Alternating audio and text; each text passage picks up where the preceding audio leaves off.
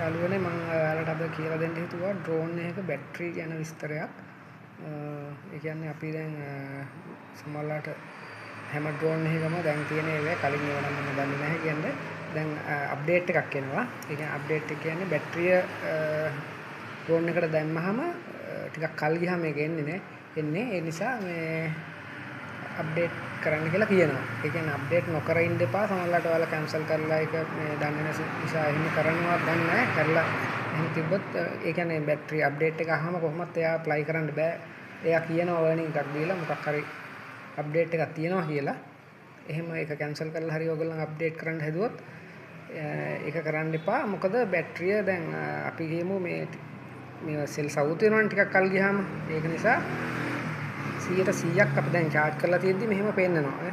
හිතන්නකෝ දැන් මේ කට්ට ටික ඔක්කොම පේනවා මේ වගේ. මේ නිසා charge කියලා හිතුවට අපි drone එකට දාලා apply කරද්දි සමහරවිට බැටරි මේ උඩදී warning එකක් එන්න පුළුවන් battery low කියලා එකපාරට. ඒ කියන්නේ එතකොට අර update එක නැති නිසා බැටරිය හරියට මෙයා අඳුරගන්නේ නැහැ දැන් මෙයාගේ සෙල් සවුත් වෙලාද කියලා.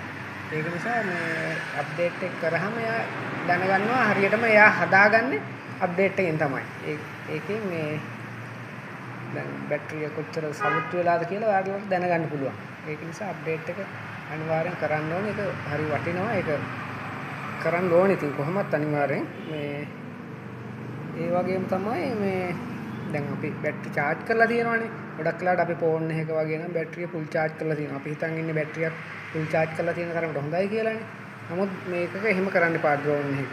drone එක charge full charge කරලා ඔයාලා දැන් හෙට කොහේ trip එකක් යනවා නම් අද charge කරාට කමන්නේ නමුත් අපිට නිවාඩු තියෙන වෙලාවට අපි යවන්නේ කොහේ හරි මාස සතිය දෙක මාසෙ වගේ තියෙනවනේ එක තැන.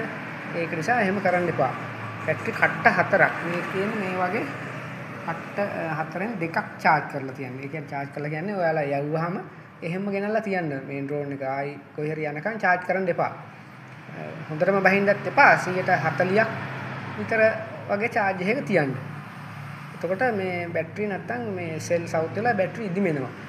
මේ full charge කරලා තිබ්බම හැබැයි දැන් තියෙන ඒවා එයාලා ඔටෝ එක මේ සමහරවිට ඔයාලගේ full charge කරලා තිබ්බ බැටරිත් බහැලා තියෙන්න පුළුවන්. ඔයාලා බලයි මොකද මේ බැටරි සවුත් වෙලාද මෙච්චර අලුත් drone එකේ කියලා. ඒක ප්‍රශ්නයක් නෙමෙයි. එයාලා ඔටෝම එක කරගන්නවා ඒ බැටරියෙන් ඒ තියෙන තාක්ෂණයෙන් එයාම කට්ට දෙක තුනක් අඩු කරනවා. නමුත් ඒක හොඳ නැහැ. ඉතින් ඒ වුණාට ඒකත් සර්කිට් එකේ මොකක් හරි රත් කරලා විදිහකින් ඒක නාස්ති කරන්නේ. ඒක නිසා ඒක එච්චර හොඳ වැඩක් නෙමෙයි.